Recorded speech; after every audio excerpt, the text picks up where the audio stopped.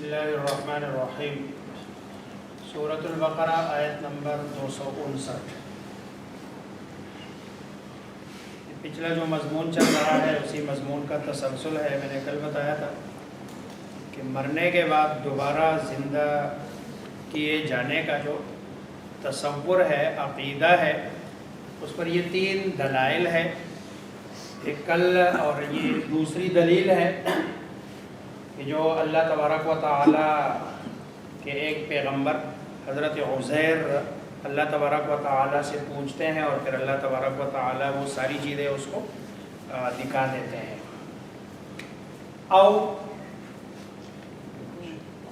یا گویا کہ ماقبل والی پر یہ عطف ہے اور عطف معنوی ہے۔ کلذی کا کے معنی ہے مثل، مانند، طرح۔ کاف کے معنی کر رہا ہوں۔ الذی اس شخص کے، مانند اس شخص کے، اور شخص سے مراد میں نے کہا حضرت عزیر علیہ السلام، اللہ کے نبی ہے۔ مر علی قریۃ، جو گزرے، مرہ میں دو راہ ہے، اردو میں استعمال ہوتا ہے، کہتے ہیں مرور زمانہ۔ مرور زمانہ یعنی زمانے کا گزر جانا۔ اعلی قریۃ ایک بستی پر، بستی یروشلم۔ اب یہ حضرت عزیر علیہ السلام یہ جو بستی ہے اسرائیل کی، جو جہاں بیت المقدس ہے، یہ وہ بستی ہے اور بہت بڑی بستی۔ اس زمانے میں بھی عراق اور اسرائیل ان دونوں کی آپس میں سخت دشمنی تھی۔ تو بخت نصر کا زمانہ ہے جو کافر بادشاہ ہے، اور اس نے یروشلم پر حملہ کیا اور حملہ کر کے پورے یروشلم کو تاراج کیا، یعنی لاکھوں لوگ مارے، اور جو بقایا بچے لاکھوں کے حساب سے ان سب کو قیدی بنایا، اور پورے شہر کے اینٹ کی اینٹ بجا دی اس نے، جیسے روایات میں آتا ہے اور تورات میں بھی لکھا ہوا ہے کہ گویا کہ 2 اینٹ بھی آپس میں اس نے جڑے ہوئے آپس میں چھوڑے، یعنی اتنی اس نے تباہی پھیلا دی کہ 2 اینٹ بھی آپس میں جڑے ہوئے ہیں، ورنہ تو جب عمارت گرتی ہے 2 3 4 اینٹ تو آپس میں جڑے ہوئے ہوتے، لیکن اس نے اس طرح بھی کوئی چیز چھوڑی نہیں ہے۔ اب یہ وہ بستی ہے کہ جس پر حضرت عزیر علیہ السلام کا گزر ہوا، اور اس کو وہی خاویۃ علی عروشہا، وہی اور ہی وہ قریہ مؤنث ہے، یعنی وہ بستی خاویۃ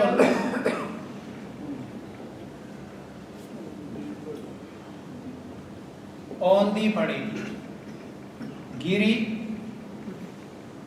پڑی تھی۔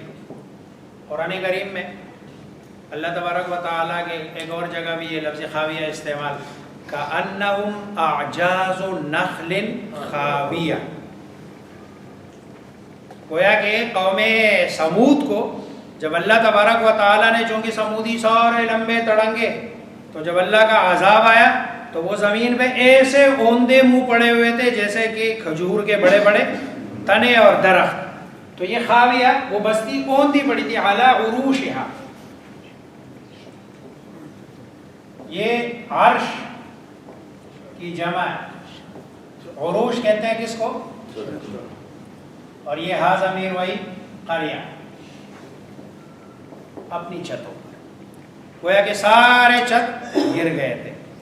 وہی خاویۃ علی عروشہا، عرش کے یعنی ہر اونچی جگہ کو بھی عرش کہا جاتا ہے۔ عربی میں عریش یہ جو گاؤں دیہاتوں میں کنویں کے اوپر جو صاحباں سا بنایا جاتا ہے اس کو بھی عریش کہتے ہیں، عرش تخت کو بھی کہتے ہیں، اسی طرح چارپائی کو بھی کہتے ہیں، یعنی جس چیز میں اونچائی والا تصور ہے اس کو لفظ عرش کہتے ہیں۔ ادھر ایک اور سمجھنے والی بات ہے وہ عام طور پر قرآن کا ترجمہ بھی سمجھنا ضروری ہے، قرآن کے الفاظ کو پڑھنا بھی صحیح ضروری ہے۔ عام طور پر عین اور حمزے میں لوگ فرق نہیں کرتے ہیں، حمزے کو عین پڑھتے ہیں اور عین کو حمزہ پڑھتے ہیں۔ اگر اس کو میں حمزہ کر دوں اور پڑھنے میں کہہ دوں عروشہا، تو یہ جو عروش ہے نا یہ عرش کی جمع ہو جائے گی، اور عرش کہتے ہیں خون بہا کو، یعنی وہ تاوان کہ جو کسی کا خون بہانے کی وجہ سے کسی کے ذمے لازم ہوتا ہے اور دیا جاتا ہے، اس کو عروش کہتے ہیں۔ عام طور پر اس کو عرش کہتے ہیں، اس کی جمع عروش ہے۔ اب عام طور پر ہم جب قرآن پڑھتے ہیں نا تو عین اور حمزے میں فرق نہیں کرتے ہیں۔ اگر ہم اس کو یوں پڑھیں وَهِيَ خَاوِيَةٌ عَلَىٰ عُرُوشِهَا، اور عام طور پر ایسے ہی پڑھتے ہیں جن لوگوں نے قرآن کو سمجھ نہیں آتی جی ہم کیا وہ پڑھتے ہیں پتہ بھی نہیں چلتا ہے نا یہ حمزہ ہے یا پیش۔ جی تو اب دیکھو یہ قرآن کریم کا اس کے تلفظ کی درستگی بھی بہت ضروری ہے۔ جیسے اس پہ میں ایک اور یہ دیکھو نا لبثتا، میں پڑھ رہا ہوں لبثتا، اگر اس کو جیسے ہم سب پڑھتے ہیں اکثر لوگ یہ پڑھتے ہیں لبثتا، سین کے ساتھ پڑھتے ہیں، تا کے ساتھ نہیں پڑھتے۔ لبثتا کے معنی ہے آپ نے کپڑے پہنے، اور لبثتا کے معنی ہے آپ ٹھہرے رہے۔ دیکھو ترجمہ صرف تا اور سین کی وجہ سے کدھر سے کدھر چلا گیا، اور بالکل پورے مضمون کا جو ہے نا وہ نقشہ ہی بدل گیا، اور اس کی پوری مضمون کی شکل ہی چینج ہو جاتی ہے۔ اس لیے قرآن کریم کو جہاں اس کا ترجمہ مفہوم سمجھنا ضروری ہے، اسی طرح اس کا اچھا تلفظ سیکھنا بھی بڑا اہم ہے اور ضروری ہے کہ بندہ سیکھ لے اس کو کہ کیسے پڑھا جاتا ہے۔ بہرحال یہ درمیان میں ویسے بات آئی وَهِيَ خَاوِيَةٌ عَلَىٰ عُرُوشِهَا، اور وہ بستی اوندھی پڑی تھی اپنی چھتوں پر۔ قال کہا، کس نے؟ وہ کلذی، اس شخص نے۔ یہ شخص کون ہے؟ حضرت عزیر علیہ السلام۔ انا، یہ کیفا کے معنی میں ہے، کیسے، کیوں کر، کیونکہ نفس دوبارہ زندہ کرنے میں وہ تو نبی ہے، ایک عام صاحب ایمان کو بھی اس پر اشکال نہیں ہو سکتا کہ اللہ دوبارہ زندہ کریں گے۔ کیفیت پوچھ رہے ہیں کہ بھئی اتنی ساری بستی، جیسے کہ آتا ہے کتابوں میں کہ تقریباً 12 لاکھ نفوس پر مشتمل بستی تھی، اور ساری اس نے تخت و تاراج کر دی، تو اس کی کیا کیفیت ہوگی؟ انا، کیفیت کیا ہوگی؟ یحیی، زندہ کرے گا، ہادہ اللہ، ہادہ اس بستی کو۔ بستی زندہ نہیں ہوتی، لوگ زندہ ہوتے ہیں۔ یہ قرآن کا اسلوب ہے کہ بستی، جیسے قرآن میں اللہ فرماتے ہیں وَاسْأَلِ الْقَرْيَةَ، وَاسْأَلِ، پوچھ کس سے؟ قریہ سے۔ حالانکہ بستی سے سوال نہیں ہوتا، سوال تو کس سے ہوتا ہے؟ بستی والوں سے۔ اس لیے وَاسْأَلْ أَهْلَ الْقَرْيَةِ، کہ اس بستی والوں سے سوال کرو۔ تو اللہ تبارک و تعالی اس مردہ لوگوں کی اس مردہ بستی کو کیسے زندہ کرے گا؟ ہادہ اللہ، اور یہ یحیی کا فاعل ہے کہ انا یحیی، کیسے زندہ کرے گا اللہ ہادہ اس بستی کو، بعد ہا، اس بستی کے مرنے کے بعد، ویران ہونے کے بعد۔ اللہ نے بتایا آپ کو عملی دکھاتے ہیں کیسے اللہ زندہ کریں گے۔ فَأَمَاتَهُ اللَّهُ، بس اللہ نے موت دی، ہو اس کو، یہ بس اللہ نے موت دے دی اس کو، اللہ تبارک و تعالیٰ نے اس کی جان قبضے میں لے لی۔ 100 عام، 100 سال، اور 100 سال بڑا لمبا عرصہ ہے۔ ثم بعث، پھر اٹھایا، ہوا اللہ نے، ہو اس کو، پھر اللہ نے اٹھایا اس کو، دوبارہ زندہ کیا۔ اب 100 سال کا عرصہ وہ ہے نہ ہڈی گلی نہ کوئی اور چیز، سب اللہ تبارک و تعالیٰ نے بالکل اٹھا دیا. اور قیامت والے دن ویسے بھی اللہ تبارک و تعالیٰ یہ ساری جو ہے نا اس کو انسانوں کو یہ جو ریڑھ کی ہڈی ہے نا جس کو اسپائنل کارڈ، اسی سے اور جسم اسی سے مرکب ہے اور اسی پہ سارا جسم جڑا ہوا ہے. اگر یہ بیچ سے نکال دی جائے نا یہ ہڈی تو یہ سارا جسم یوں ہو جاتا ہے. اس لیے اللہ تبارک و تعالیٰ اسی سے، اور یہی گویا کہ عزت کی ہڈی بھی ہے. اور قیامت والے دن جو غداری کا جھنڈا لگا دیا جائے گا نا وہ بھی اسپائنل کارڈ کے بالکل نیچے، یہ جو سورین کا بالکل آخری اس کا ٹکڑا ہے اس پر لگا دیا جائے گا کہ بھئی یہ غدار تھا. اس کا جھنڈا گویا کہ بے عزت کرنے کے لیے قیامت والے دن جھنڈا بھی بڑی عجیب جگہ پہ جہاں دم نکلتی ہے نا اس دم والی جگہ پہ اللہ تبارک و تعالیٰ غداری کا اور عہد شکنی کا، اگر کوئی آدمی معاہدہ کرتا ہے بات کرتا ہے کسی سے پھر جاتا ہے تو یہ غداری کا جو ہے نا وہ جھنڈا بھی ادھر لگایا جائے گا. تو پھر اللہ تبارک و تعالیٰ نے اٹھایا، قال پوچھا اللہ نے، کم کتنا، لبثت تا تم، لبس ٹھہرے، کتنا عرصہ آپ نے گزارا اس حالت میں کہ جب آپ کو موت تھی. اس نے کہا لبثت یوما او بعد دن، ہر دن بھی پورا نہیں. قال کہا لبثت میں ٹھہرا رہا، یومن ایک دن، یا دن کا حصہ.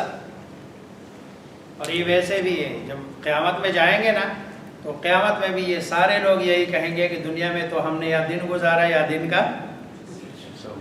جیسے اب میرے خیال میں یہاں بیٹھے ہوئے تقریباً سارے لوگ 50 کے اوپر ہی ہے. اب اگر پچھلی زندگی کو دیکھ لے نا بندہ تو یقین کرو منٹوں کی لگتی ہے. پچھلی زندگی کو 10 منٹ بندہ سوچ لینا تو ایسے لگتا ہے جیسے کوئی منٹوں کی زندگی گزری ہے. اور آگے اب 2 دن کی ہے، 10 دن کی ہے، 2 سال کی ہے، لیکن وہ سمجھتے ہیں جیسے کہ یہ ہزاروں سال کی زندگی اب بھی ہماری باقی ہے. یہ انسان کی فطرت ہے. چنانچہ انہوں نے کہا ایک دن یا ایک دن کا کوئی تھوڑا سا حصہ. اللہ نے فرمایا بلکہ لبثت آپ رہے 100 عام، 100 سال. اور یہ اللہ تبارک و تعالیٰ معجزہ دکھاتے ہیں نبی کے ہاتھ میں. اگر کوئی آدمی معجزے کا انکار نہیں کرتا تو اس کے لیے تو کوئی مسئلہ نہیں، کیونکہ اللہ کے لیے کوئی مشکل، اللہ تو کن کہتا ہے فیکون ہو جاتا ہے. ہاں جو لوگ مطلب بعض لوگ جو ابھی بہت زیادہ حد درجہ لبرل، وہ کہتے ہیں یار یہ معجزہ یہ اس کی کوئی حیثیت نہیں ہے. حالانکہ معجزات اللہ تبارک و تعالیٰ انبیاء علیہ السلام کے ہاتھ دکھاتے ہیں. فانظر آپ دیکھ لیں، الی طعامک اپنے، وشرابک اور پینے کی چیزوں کو، کھا، لم یتسنہ وہ خراب نہیں ہوئی. 100 سال میں نہ کھانے کی چیز خراب ہوئی نہ. اب کھانا پینا کتنا ہوگا؟ ظاہری بات ہے پانی تھوڑا سا ہی ہوگا. ایک بندہ سفر پہ جا رہا ہے تو پینے کے لیے اس کے پاس سمندر تو نہیں تھا نا کہ خراب نہیں ہوا. اس کے بعد تو تھوڑا سا پانی ہے، اگر 1 لوٹا 2 لوٹے 3 لوٹے پانی اگر 1 مہینہ بھی بندہ رکھ دے تو اس کے اندر سے کھائیا جم جائے اور پھر پانی رہے بھی نہ. لیکن اس کا ذائقہ بھی خراب، اس کا ذائقہ بھی خراب نہیں ہو. لم یتسنہ،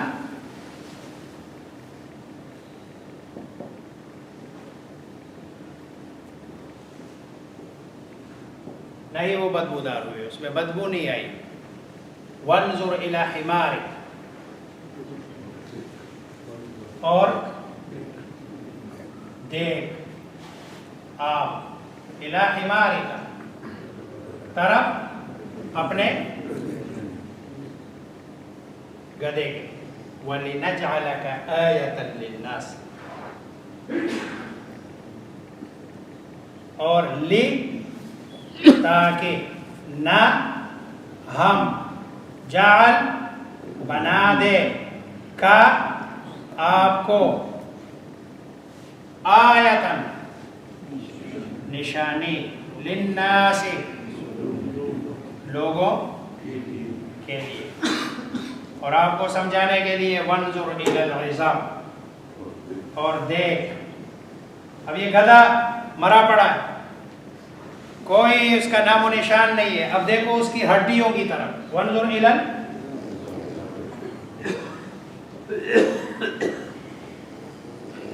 آپ دیکھو کیف ننشدھا, کیسے ہم ان کو جوڑتے ہیں. ہڈیاں جوڑی ساری اللہ نے. کیف, کیسے, نن, نو, ہم جوڑتے ہیں. ہا, میں نے پہلے بھی کہا تھا جمع جب ہو, اب ظاہری بات ہے ہڈی ایسی چیز ہے کہ جس میں عقل نہیں ہوتی, اس کی طرف واحد مؤنث کی ضمیر لوٹائی جاتی ہے, وہ واحد مؤنث کے حکم میں ہوتا ہے. تو کیسے ہم جوڑتے ہیں ہڈیوں کو. ثم نکسوہا, اور پھر نہ ہم, یہ کاف سین واو کسوہ, کسوہ کہتے ہیں کپڑے کو, پہنانے, پہناوے کو. ثم نکسوہا, پھر ہم پہناتے ہیں, ہاں ان ہڈیوں کو, لحما, گوشت. پھر پورا گدھا کھڑا ہو گیا. ایسے زندہ کریں گے سب, جیسے کہ حدیث میں آتا ہے. یہی عجب الذم میں پہلے ساری اس کی جو ہڈیاں ہیں وہ لگیں گی, اور اس کے بعد پھر اللہ تبارک و تعالیٰ دوبارہ ان پر گوشت چڑھا دیں گے, اور اسی طرح دوبارہ انسان زندہ ہوگا. تو ویسے بھی پہلے مرتبہ کسی چیز کو بنانا مشکل ہوتا ہے. جب آپ کے پاس پہلے اس کا وہ ہو تو پھر دوبارہ اللہ کے لیے, میں اللہ کے لیے نہیں کہہ رہا ہوں, یہ میں اور آپ ایک دوسرے کو سمجھانے کے لیے یہ کہہ سکتے ہیں. اور اللہ تبارک و تعالیٰ قرآن کریم میں اللہ تبارک و تعالیٰ فرماتے ہیں بلا قادرین علی ان نسوی بنانا, کیا اللہ قادر نہیں ہے اس بات پر کہ تمہیں اپنے ہاتھوں کے پوروں سے دوبارہ کھڑا کر دیں.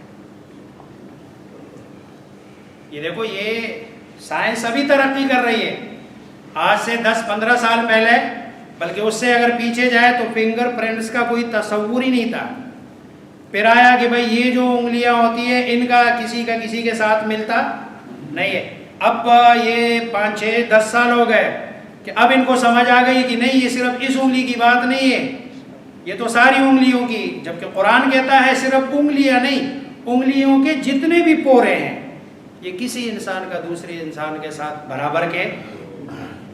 بلا قادرین علی ان نسوی بنانا, کیا نہیں ہے قادر اللہ اس بات پر کہ اللہ تمہیں دوبارہ اس انگلیوں کے پوروں سے کھڑا کر دے. اور ہر بندہ الگ الگ پورے رکھتا ہے. اب دیکھو کتنی سی جگہ ہے, یعنی اتنی سی جگہ میں اربوں کھربوں لوگ جن کی یہ اس میں برابری نہیں ہے, ہر بندے کی الگ الگ. اب تو مشین بنا دی ہے, انسان کو اللہ نے ذہن دیا اور ایسے مشین بن گئے کہ جب آپ انگلی رکھتے ہیں تو پتہ چلتا ہے کہ یہ فلاں کی ہے, دوسرے کی انگلی نہیں ہے. آپ ہزاروں لاکھوں بندوں کی انگلیاں رکھ دے اور وہ ہر بندے کا الگ الگ آپ کو بتا دے گا کہ بھئی یہ اس کی انگلی ہے, اس کی انگلی نہیں ہے. یہ بنانے والا کون ہے؟ یہ اللہ تبارک و تعالی ہے. ثم نکسوها لحما, پھر ہم پہناتے ہیں اس کو گوشت. فلما تبین, ظاہر ہو گئی, لہو, وہی حضرت عزیر کے لیے, قال, تو کہنے لگے, اعلم, میں یقینی طور پر جان گیا, ان اللہ علی کل شیء, بے شک اللہ تبارک و تعالی علی کل شیء,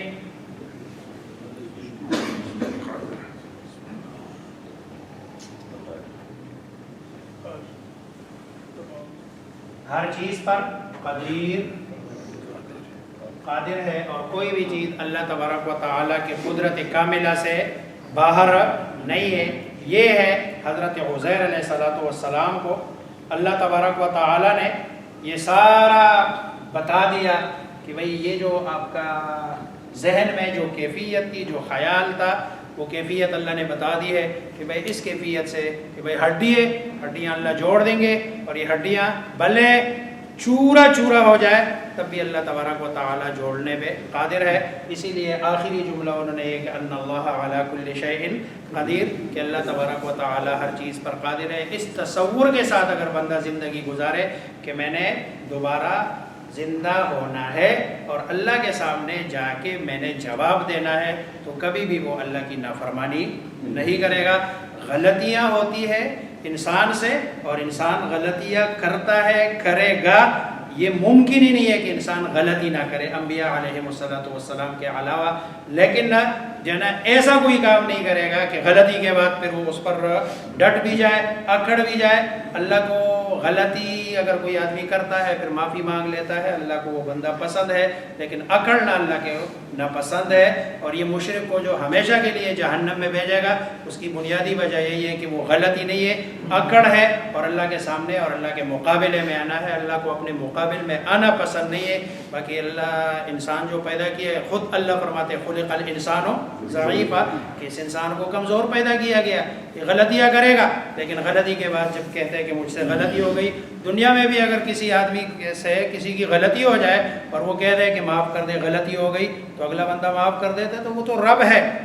لیکن اگر اگلا اکڑ جائے کہ نہیں میں تو آپ سے معافی نہیں مانگوں گا، تو وہ اگلا والا بندہ، اس کے پاس طاقت نہیں ہے، قوت نہیں ہے، لیکن پھر بھی وہ جھگڑے گا، کوشش کرے گا، اور اللہ تو قادر ہے ہر چیز پر۔ اس لیے جب بھی غلطی ہو، کوئی کوتاہی ہو، تو بندہ اللہ سے معافی مانگ لے، اللہ معاف کر دیتا ہے۔ اللہ مجھے آپ سب کو سمجھنے عمل کرنا۔ آمین۔